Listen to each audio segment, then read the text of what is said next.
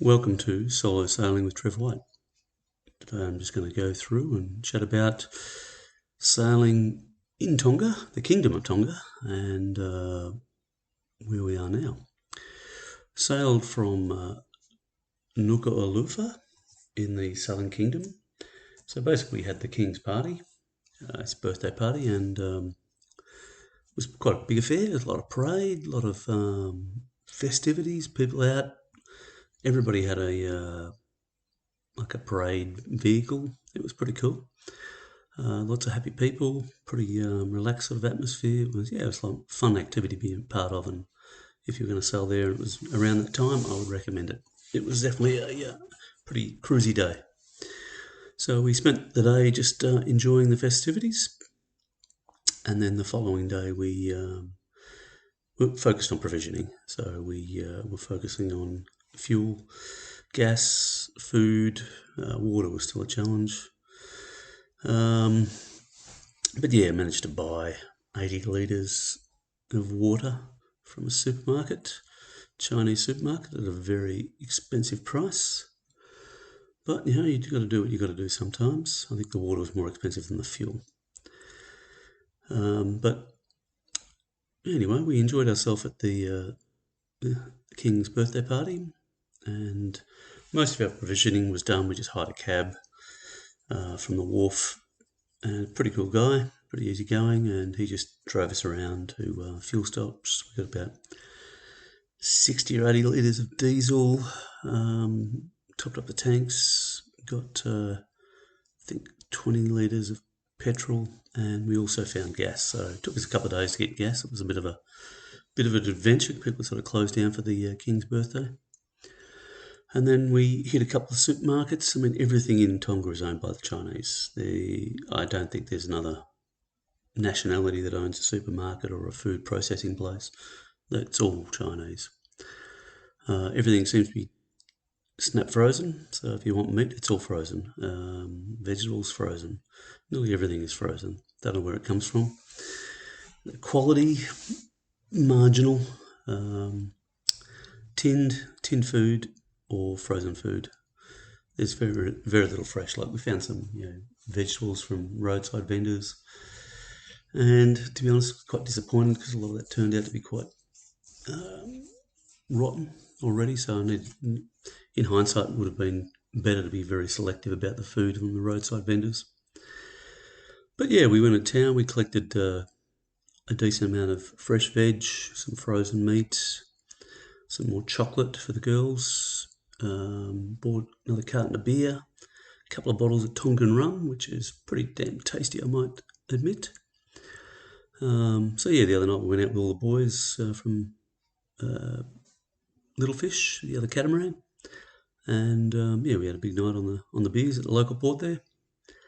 Everybody managed to get back to their boat without drowning, which is good. But yeah, they left a day before us, so they are somewhere en route, and we're a day or so behind them. Probably see them further along on the trip somewhere, I imagine. But yeah, this trip we're planning to sail through the Middle Kingdom up to the Northern Kingdom, and going past the the newest island in the world, apparently, Hunga Tonga. It's a new volcano, or a volcano caused a new island to form. So basically, I tortured the crew and I sailed 36 nautical miles out to sea to find the newest island and take a photograph. There was little else out there except a rocky island looking thing in the middle of the ocean. So I got my photograph and then turned around and sailed another 50 miles to an island up in the Middle Kingdom.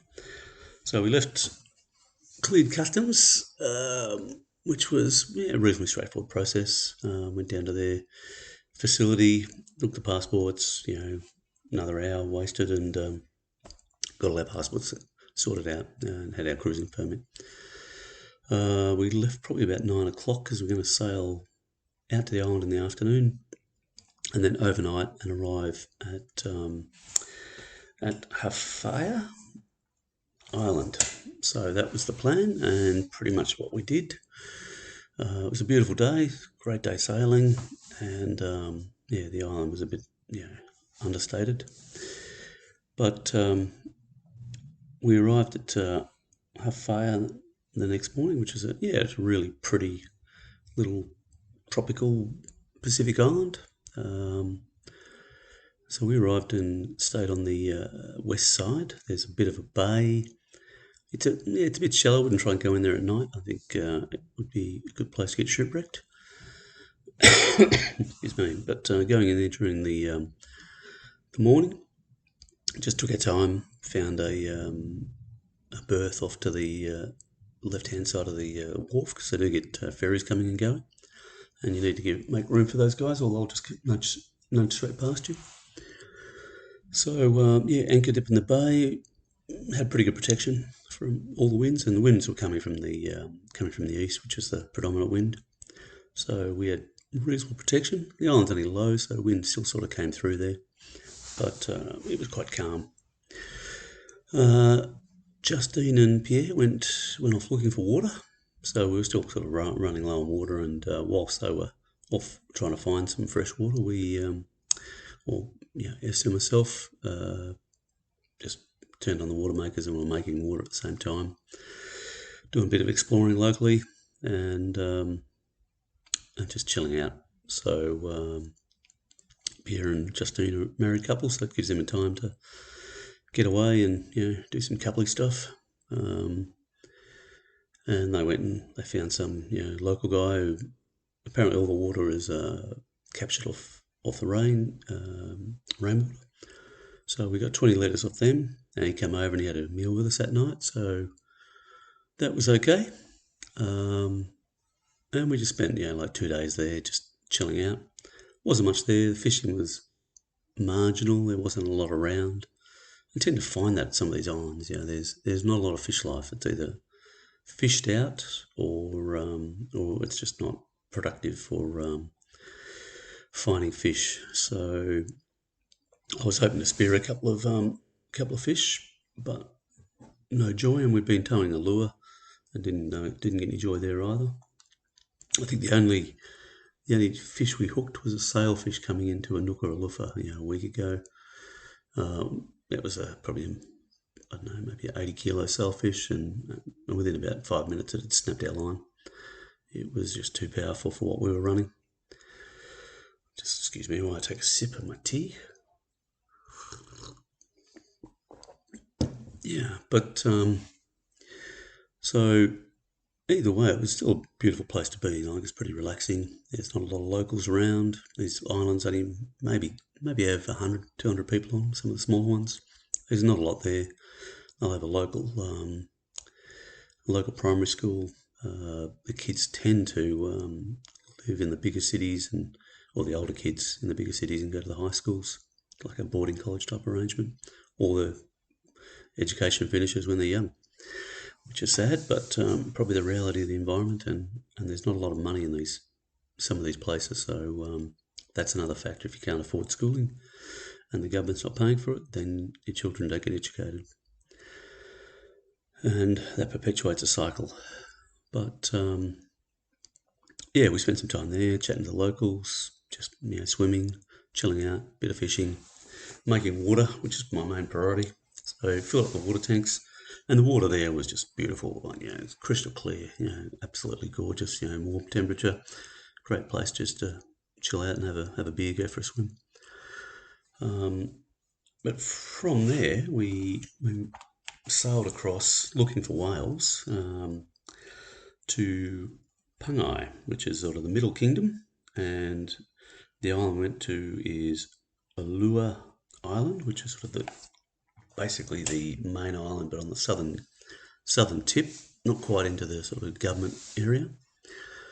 We found this fantastic little anchorage. It was just gorgeous. There was a number of resorts, small resorts on the beach. They were all closed or just coming into season, so they were sort of still in care and maintenance. We tried to go in there and buy a meal. No one really wanted to cater to our needs. So we spent a couple of days there. We went and did some diving, and the problem was a lot of the reef had been wrecked from the volcano and the tsunami. So the it was a little disappointing. Like the reef had obviously been beautiful at one stage, but you could see it was just trashed, like it had been smashed up everywhere. There's a bit more fish life, a few crayfish around, or lobsters, and a bit more fish life. I didn't spear anything there because like it was already working hard enough. It didn't need me taking any fish life from the environment. It certainly needed to regenerate. So we spent 2 days around there, and it was just a really nice place to chill out. So that was 10 miles from south of Pungai. After a couple of days, we needed to clear customs in the Middle Kingdom before we could leave to the North Kingdom. So basically, in the hung around there during the day, and in the afternoon we motored up to Pungai, anchored. Probably about 5 in the afternoon. Like anchoring was a bit dodgy. It was like quite a hard, shaly bottom. So it took a while to get the anchor down there. It was somewhere I'd be a bit careful if I was anchoring late in the afternoon, and I'd really dig the anchor in. I ended up having to swim on it and dig it in, then reverse it in. But the next morning we went into town and needed some more fuel, so went and took 60 litres or 3 jerrys across. That was a bit of a challenge by itself, and the fuel depot, it was interesting. Like, so we were we're getting fuel. It was like hand pumped out of 44-gallon drums. But I would, in hindsight, I would probably have done a water separation filter. I was a bit concerned about the quality of the fuel, so I ended up using a jiggle hose and not allowing it to settle, and then cross loading it into my tank and leaving about a litre in each one, just so I didn't get any water in the tank. And I find jiggle hoses are great. You just sort of take them off the bottom and then just run them, and they'll drain the tank in, gravity feed the tank into the jerry can into the tank. So fuel there, but the customs people were really friendly. Like, it was a couple of ladies. Again, difficult to find. I'm going to put some stuff on a website and some Google images, try and make it. If people find my site, they can then find customs and fuel and groceries, things that I felt were important. But eventually cleared customs. I mean, I was waiting around for ages, and I found I was in the wrong building, and then the ladies turned up to work in the other building. But we done that, got fuel, which took a little while, and we bought some more fresh meat from the local shop, which again, Chinese run. Locals don't seem to be running anything. It seems to be all Chinese dominated. But I try to spread the money around different places and buy produce from different places, and just small amounts. That way, you're not buying all their produce that the locals rely on. You're just taking little bits and putting some money into the economy. But we sort of spent the night there once we'd got everything sorted out, and the next morning we left to the north, head towards the northern group, and the weather was really good. Like, we had some great weather. We had forecast for a nice easterly, or easterly, or we have a westerly. That was easterly, I think. Might have been southeasterly breeze, about 10 knots. So again, I wouldn't be leaving these places in dark. There's lots of reef. The lights are pretty damn marginal, if they're there at all. Eyeball navigation is essential. The charts, I don't find them completely accurate. Like, remember sailing into Pungai from the south, and I came really close to a reef, and that reef should have been at least 100 metres further away from where I was. So that was a bit alarming, and I was motoring along, so it's easy to see once I was there, but I still didn't expect to see it, and I've had that happen a number of times in Tonga. But we left there, and we had a really good run. We 10 knot breeze, absolutely gorgeous day, loads of whales, whales just frolicking around. They sort of come in and have a look at you, and then they leave. And once they're leaving, they're gone. They don't seem to hang around. They seem to be on a mission. Maybe it's they're moving to breeding grounds or something.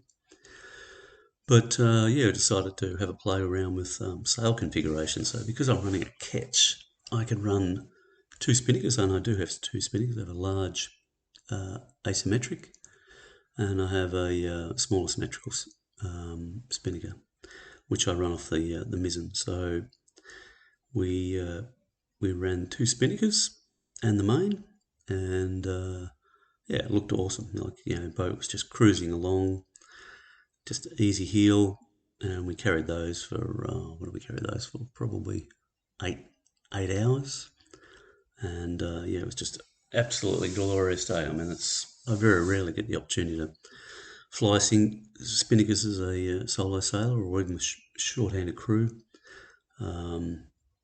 Often, your crew's not experienced enough, or the weather conditions are garbage.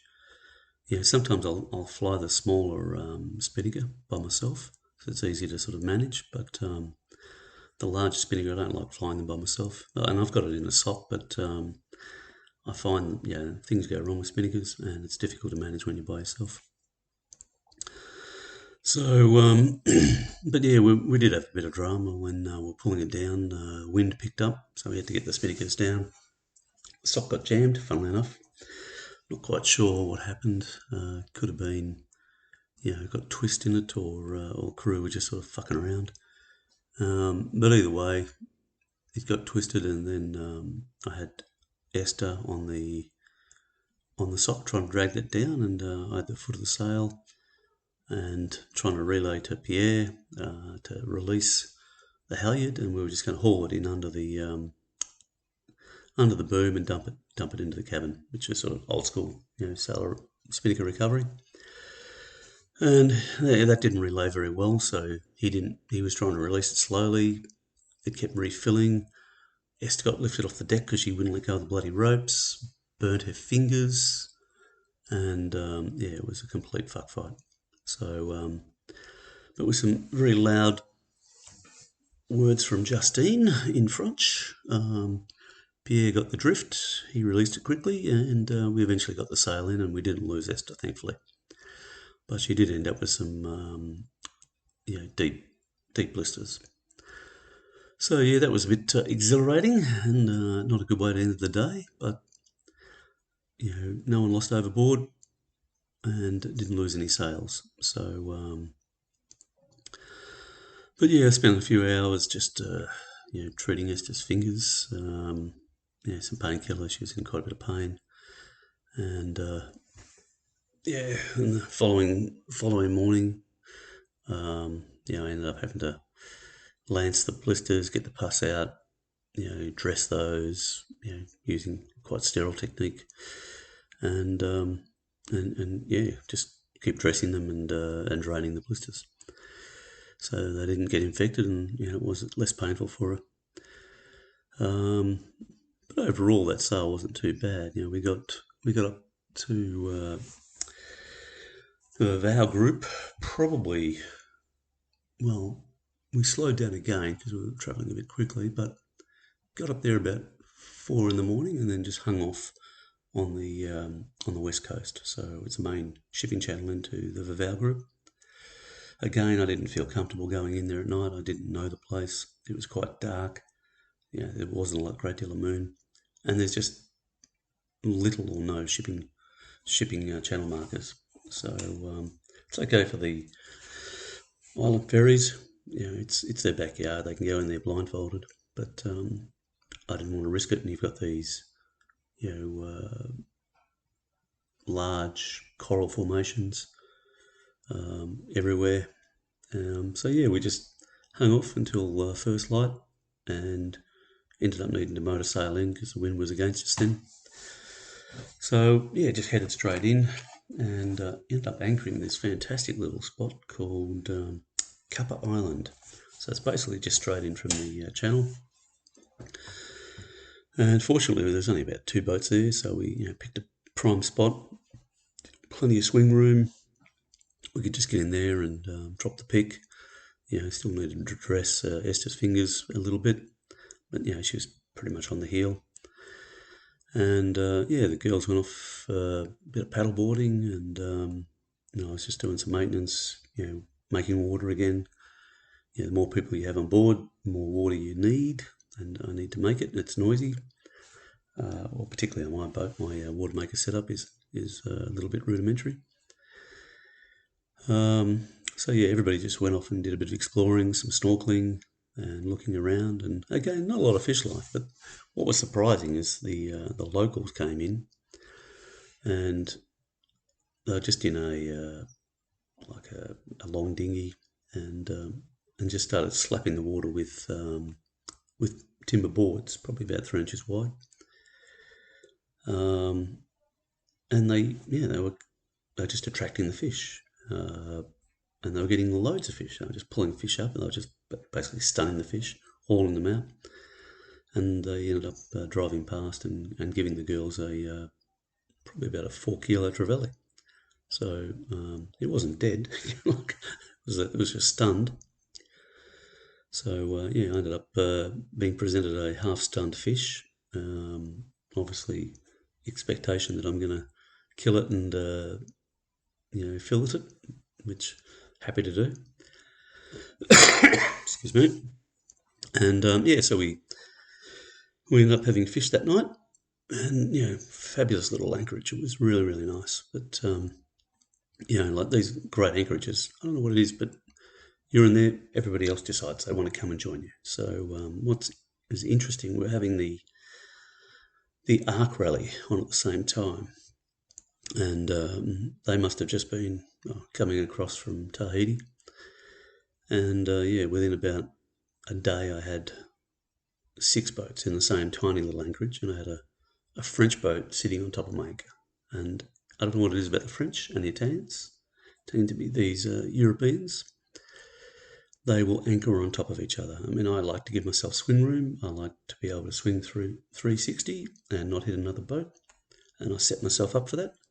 And then I get some fucker come in and anchor on top of me. Gives you a wave and a shitty smile, and and you've got a boat right in front of you, and now your swing room is reduced.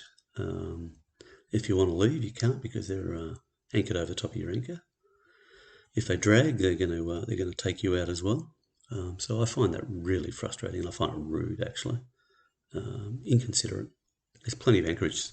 They're just too lazy to go and find their own. They just want to come into one that someone else has taken. And again, these people came in, anchored, didn't swim on their anchor, so they didn't even know if their anchor was any good. I went and swam over and had checked out their anchor to make sure they weren't going to drag and pull mine out. I mean, I swim on my anchor every time to, or at least inspect it, to make sure that the anchor isn't going to drag. Because sometimes these places have got rocky bottoms, or they're shaly, and your anchor just isn't set properly, or it's just sitting behind a little piece of coral. So you've got to be bloody careful, and sometimes it'll go from beautiful to 30 knots in a matter of hours with little warning, and that's when things get very difficult. And it doesn't matter whether you're insured, you're in the middle of the Pacific, and there's no one going to help you. So having a good anchor is the only insurance you have against dragging and potentially getting killed. So these people that come and anchor on top of you, it really pisses me off. But anyway, after that, I probably got a bit pissed off, and I decided we were going to leave, and went up into the main town. So the main town of the Vava'u group is Vava'u. It was only about 10 miles away, and I was just trying to enjoy some of the southern part of the island before we went to the northern part. And yeah, we went up into there, and then we caught up with Little Fish again. They were parked pretty much out front of the pub, which wasn't surprising. And we were fortunate enough, we come in and say hello, and then found a mooring which wasn't taken, which was submerged. It was really just in front of their boat. So went and grabbed that, and then negotiated to use that mooring. So that was quite remarkable. There was way too many boats in the main harbour, and that was the Ark Rally, pretty much coming to town. And it was quite a deep anchorage. So it goes from like 5 metres to 20 metres in a matter of 150 metres. So it's not always the easiest spot. If the winds pick up, you're then dealing with boats that might have marginal anchors down, or you need to go a long way up into the bay to get shallow enough water to get a decent pick in. I just felt that we were fortunate enough to be on a good mooring, and again dove on it to just check it out. The water in the main bay wasn't too bad, but one thing for certain, if you're going to Tonga, Fiji, you need at least 100 metres of chain. You need a really good anchor. I would suggest a Rockner or Mason, Scar, one of those styles of anchors. I had a Delta, and I have four different anchors. Excuse me. And the Delta has proven to be okay in sand. In the corally sort of combination of sand, it's not so good. It doesn't set as well. So that can be a bit frustrating. I started using the old Fisherman that I had. It was actually anchoring better. But yeah, 100 metres of chain is the minimum you need. Anything less than that, you're just going to frustrate yourself, and you'll be struggling to find anchorages. The downside is, 20 metre anchorage, you're putting out 100 metres of chain. You've got big swing room. That's giving you a 5-to-1, which I think is essential. 5-to-1 scope, and so your anchor's actually setting. I talked to lots of people about anchors, and I'll probably do a whole segment on anchors, I think. And but yeah, you're trying to get the biggest, best quality anchor that you can, and I'm of the mindset that the Rockners and the Masons probably are better for the Pacific at this stage. Even the old Fisherman, I've used one of these for years. Typically, I use them for weedy areas where there's thick weed. They cut through really well. But they do dig in quite well into these coral sands, and the only downside is they can get stuck. They can dig in and then they get stuck, and you got to dive on them to get them out. The Rockners don't seem to have that same problem, and they set pretty well.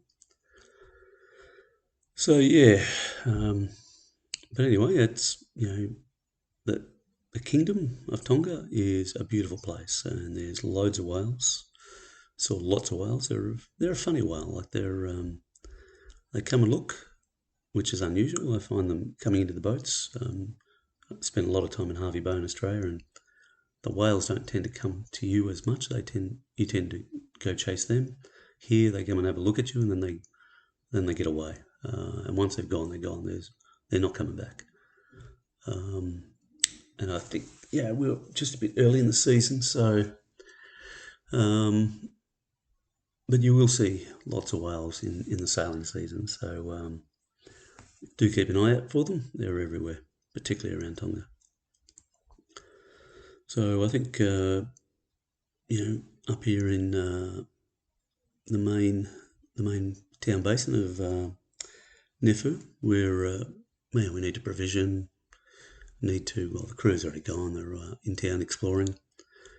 I need to get more fuel, funnily enough. More fresh food. Probably going to be up here for a week, maybe 2 weeks. Some big storms brewing, so I need to keep an eye on all that stuff.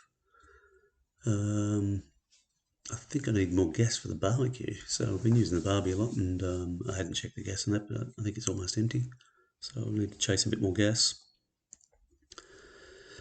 And I need to check the engine hours. I think we're still good, but I need to make sure if I need to do a service or not. It's a good place to do it. And generally, I'm just going to go and have a good time. There's a pub not far from where I am, probably only about 150 metres away, called the Kraken.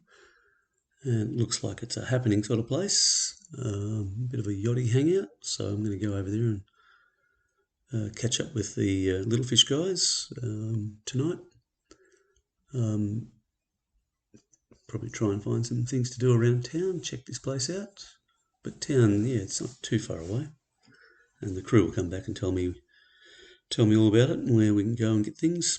I'm sure I'll find out where all the coffee houses or cafes are. Tends to be the first thing on their agenda. First thing on my agenda is a decent rumbo. So I'll finish up all my chores on the boat. This will finish up my podcast, and then we'll start planning for a bit of a trip around this northern group, explore a bit more, maybe some more whales and a bit of diving. Although the diving hasn't been great, like the tsunami certainly did a lot of damage to the reef. So maybe just diving with whales or something, and then we'll do some more provisioning and plan the trip to Fiji. So that looks like Fiji, or maybe Fiji via the Wallis Group, which is a little French island sort of northwest of Tonga, halfway between Tonga and Fiji. That's a consideration. But yeah, there's a bit of crappy weather out there at the moment, and we're in a pretty safe spot on a good mooring, close to the pub. What could go wrong? Well, thank you for joining us, and safe sailing. I will talk to you again soon.